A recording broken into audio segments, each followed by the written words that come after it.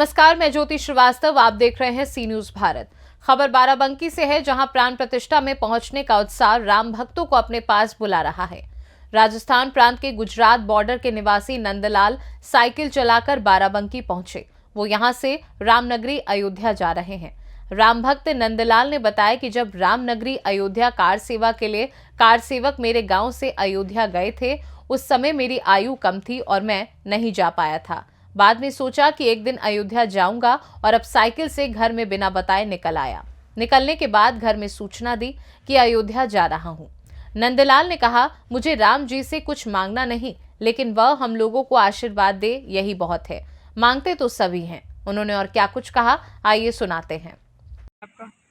मेरा नाम नंदलाल नायक है और मैं राजस्थान बांसवाड़ा डिस्ट्रिक्ट है जो है वो गुजरात के नज़दीक वहाँ का रहने वाला हूँ। अच्छा। और मेरे को जब 7 तारीख को मन में विचार हुआ कि जो है वो अयोध्या निकलना चाहिए, रात को 12 बजे हुआ मन में कि साइकिल से अयोध्या निकलना चाहिए। जैसे कोई मैंने मन्नत वन्नत नहीं मांगी, भगवान से मांगना नहीं चाहिए। भगवान देते हैं वो उनकी इच्छा से देते हैं और अपन मांगते हैं वो अपनी इच्छा से मांगते हैं। तो मन में इच्छा जागृत हुई कि नहीं निकलना चाहिए। इतने सालों की तपस्या, कई लोगों ने जो है वो मंदिर के लिए बलिदान दिया है।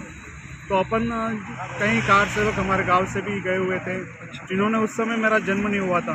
तो ये तो मेरा सौभाग्य का बात है कि हम जो है वो इस समय कम से कम इस प्रतिष्ठा के साक्षी बने और वहाँ मौजूद रहे, इर्द गिर्द रहे। भले हम वहाँ तक नहीं पहुँच पाए, लेकिन उस प्रांगण में हम मौजूद रहे, ऐसा मेरे मन में विचार आया।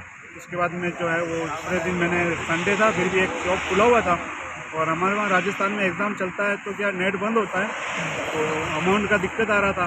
लेकिन कहते हैं ना कि प्रभु के काम के लिए कहीं बाधा नहीं आती है। तो उस समय केवल मेरा ही नेट चल रहा था और वो भी गदगद हो गई कि कैसे आपने जो है वो अमाउंट जो है ट्रांसफ़र कर दिया।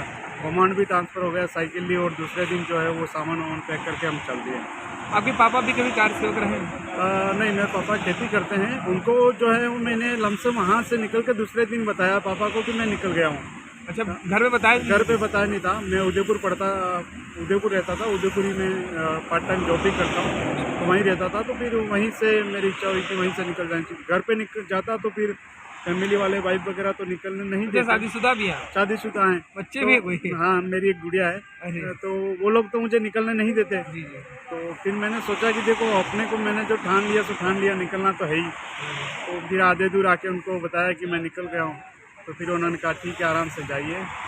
फिर उन्होंने आज्ञा दे दी कि अब तो निकल गए, पहुँच जाएंगे। बोला आगे की व्यवस्था उनका राम जी हैं हमारे साथ, कहीं दिक्कत नहीं आई। साइकिल भी बढ़िया चल रही है और रास्ते में जहाँ जहाँ जा रहे हैं हर जगह टोल पे भी लोग हमें रुकने की व्यवस्था कर रहे हैं। कहीं आश्रम पे रुक रहा हूँ, हर जगह व्यवस्था होती जा रही है। कितने दिन लगे यहाँ पर पहुँचने? मेरे को आज 10वां दिन है और 1000 किलोमीटर मैंने तय कर लिया। 100 किलोमीटर केवल बाकी रह गया है। बाराबंकी से सी न्यूज संवाददाता मोहम्मद अरशद की रिपोर्ट।